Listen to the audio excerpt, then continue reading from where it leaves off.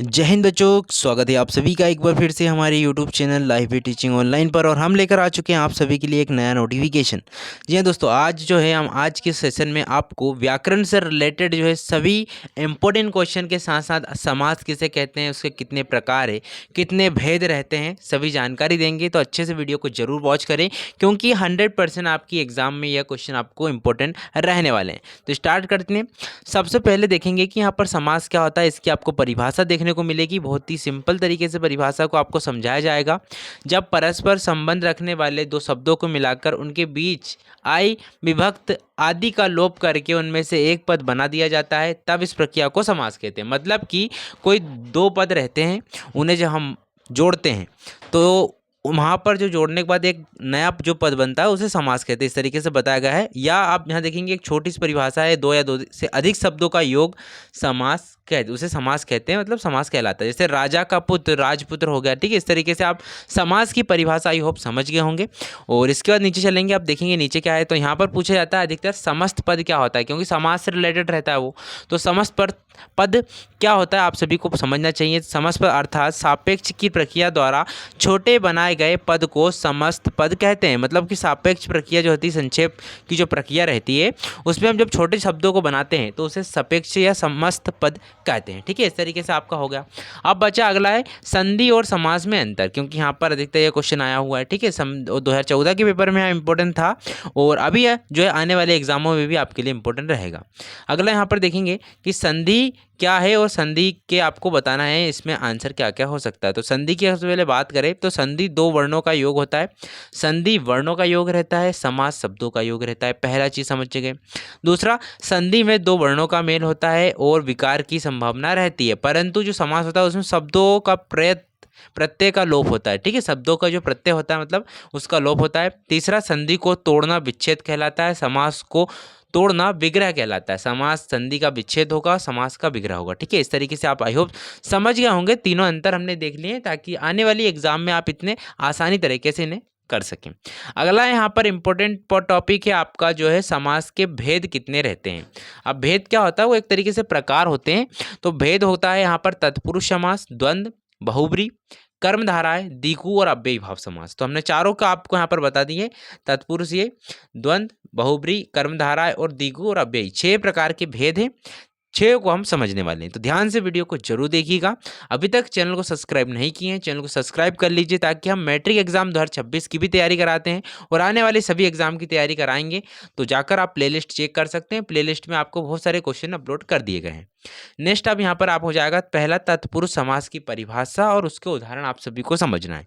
Important है, अधिकतर question भी आया है, बहुविकल्पिक ऑब्जेक्टिव में भी क्वेश्चन पूछे गए हैं। यहाँ है जिन समास में दूसरा पद प्रधान हो। यहाँ पर जो है जिस समास में दूसरा पद प्रधान हो और पहले पद के विभक्त चिन्ह का लोप कर दिया जाए तो उसे तत्पुरुष समास कहते हैं। आप कैसे, आप देखेंगे कि यहाँ पर आप देखेंगे कि जो दूसरे पद प्रधान हो, दूसरा पद, यहाँ पर आप ऑप्शन देखेंगे, यहाँ पर दिया गया है शरणागत। तो शरणागत में शरण में आगत है तो उससे क्या बन गया, शरणागत बन गया। और ये कर्म तत्पुरुष है, ठीक है। इस तरीके से कर्म तत्पुरुष है। दूसरा, ईश्वर द्वारा प्रदत्त।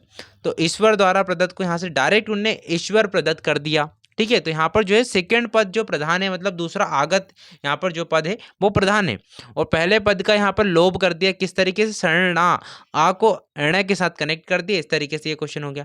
4 ऑप्शन देखने को मिल जाएंगे, बहुत सारे ऑप्शन लेकर आए तो आप चाहते स्क्रीनशॉट ले लीजिए ताकि आपको इस तरीके से समझने में प्रॉब्लम ना हो। तो 2 एक हम और समझा देते हैं, देन इसके बाद अगले क्वेश्चन पे चलेंगे। अगला है गुरु के लिए दक्षिणा। अब गुरु के लिए दक्षिणा दी गई है तो इसे क्या बोलेंगे हम, गुरु दक्षिणा। गुरु के लिए दक्षिणा तो डायरेक्ट गुरु दक्षिणा, संप्रदान तत्पुरुष हो गया। इस तरीके से आप इन क्वेश्चन को समझ लीजिए और इसका स्क्रीनशॉट चाहे तो ले सकते हैं या पीडीएफ चाहिए तो पीडीएफ टेलीग्राम पर आपको मिल जाएगा, टेलीग्राम चैनल को ज्वाइन कर लीजिएगा। अगला है द्वंद्व समास किसे कहते हैं। तो जिस समास में दोनों पद प्रधान हो उसे द्वंद्व समास कहते हैं। ध्यान से समझिए, जिस समाज में दोनों पद प्रधान हो, पहला भी और अंतिम भी दोनों पद प्रधान है तो द्वंद्व समास हो जाएगा। जैसे कि दिन और रात दोनों अपने आप में प्रधान रहता है, पाप और पुण्य दोनों अपने आप में प्रधान है, सुख व दुख दोनों अपने आप में प्रधान है। तो इस तरीके से आप समझ जाएंगे। और इस तरीके से बहुत सारे ऑप्शन भी हमने इसमें पीडीएफ में प्रोवाइड करा दिए हैं, ताकि एक दो ऑप्शन से बच्चों को ना समझ में आए तो सेकंड ऑप्शन से आप समझ सकें।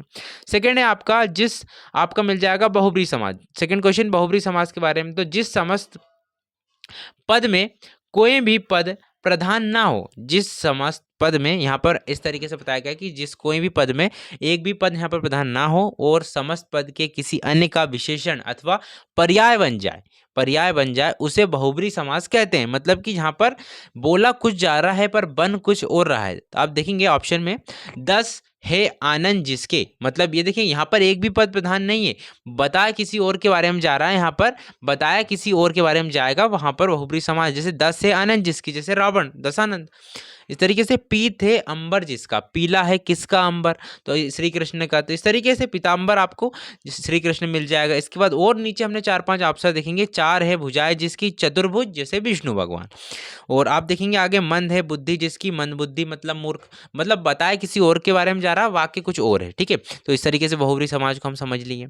अगला है जिस समाज में कर्मधारय आ गया। तो कर्मधारय समाज क्या होता है? जिस समाज में प्रथम पद विशेषण और दूसरा पद विशेष हो, प्रथम पद विशेषण हो और दूसरा पद विशेष हो, वो बहुब्री जो कर्मधारय समास कहलाता है। जैसे महान वीर, जैसे महावीर, पीत अंबर पीतांबर, इस तरीके से समझिए। नीलकंठ मतलब नीलकंठ, नीलाकंठ किसका, मतलब नीलकंठ। इस तरीके से पहला पद तो यहाँ पर विशेषण होएगा और दूसरा पद विशेष हो रहा है, ठीक है। इस तरीके से, क्योंकि पहला पद नीला विशेष, दूसरा पद यहाँ पर जो है विशेष से हो गया। पहला पद विशेषण हो गया नीला और दूसरा पद विशेष मतलब कि कंठ, ठीक है। इस तरीके से आप इसे समझ जाएंगे और इस तरीके से क्वेश्चन को कंप्लीट करेंगे।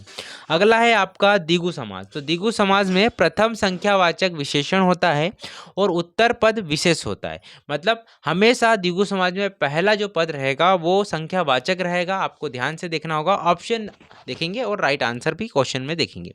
देखेंगे यहाँ पर कि त्रिलोक का समूह, त्रिलोकों का समूह मतलब त्रिलोक, पंचों का वट, पंचवटों का समूह पंचवटी। तो आप देखेंगे पहले शब्द में त्रि मतलब 3, पहले शब्द में यहाँ पर 5 मतलब 5 का यहाँ पर संख्या का अनुभव हो रहा है। तो आप इस तरीके से समझ सही है। और अगला है 9 ग्रहों का समूह मतलब नवग्रह। तो इस तरीके से आप समझ जाएंगे कि जो है द्विगु समाज में हमेशा संख्या का वाचन होता है पहले पद में। और आप ध्यान से क्वेश्चन को कंप्लीट कर लीजिएगा। नेक्स्ट क्वेश्चन है आपका, यहाँ पर दिया गया है अव्ययी भाव समाज क्या होता है? तो जिस समाज में पूर्व पद प्रधान हो तथा अवयव हो, यहाँ पर पूर्व पद जो होता है वो प्रधान रहेगा और अवयव ये है, तो उत्तर पद संज्ञा अथवा विशेषण होगा, उसे अव्ययी भाव समास कहते हैं। उदाहरण देखते हैं किस तरीके से होगा। यहाँ पर दिया गया है कि पूर्व पद प्रधान होना चाहिए। पूर्व पद शक्ति के अनुसार मतलब कि यथा की शक्ति, अव्यय भी आ रहा है और प्रधान भी है। एक एक मतलब कि प्रत्येक, मतलब इस तरीके से आप समझ जाएंगे कि यहाँ पर समय के अनुसार मतलब यथा समय, मतलब समय के अनुसार मतलब कि करेक्ट समय में, ठीक है। इस तरीके से आप इस ऑप्शंस को नोट कर लीजिए। पीडीएफ चाहिए पीडीएफ मिल जाएगा, किसी भी तरीके से कोई प्रॉब्लम नहीं। हर एक सब्जेक्ट के नोट्स भी आपको मिल जाएंगे, ऑब्जेक्टिव क्वेश्चन से सब्जेक्टिव क्वेश्चन के। तो कमेंट कर दीजिएगा, आपको टेलीग्राम पे प्रोवाइड हो जाएंगे। पेड कोर्स भी हमारे पास है, जिनको पेड कोर्स चाहिए वो भी मिल जाएगा। उसमें मास्टर पीडीएफ आपको मिलेंगे प्रिपरेशन के लिए। नेक्स्ट नीचे स्क्रॉल करेंगे तो इतना ही थे। हमने भेद पढ़ लिए, समास के प्रकार भी देख ली, समास के भेद देख लिए, समस्त पद देख लिए, समास क्या होता है ये देख लीजिए। अगर आपको वीडियो अच्छी लगी हो, समझ में आया होगा थोड़ा बहुत, लाइक शेयर कर दीजिएगा एंड वीडियो में कमेंट करके अपने ग्रुप को ज्वाइन कर लें। 10th के बच्चे हैं 10th का ग्रुप ज्वाइन कर लें। बाकी के लिए हमने चैनल बना दिए, चैनल से कनेक्ट रहें, जो भी नए नए नोटिफिकेशन रहेंगे मिलते रहेंगे। तब तक के लिए जय हिंद, जय भारत, वंदे मातरम।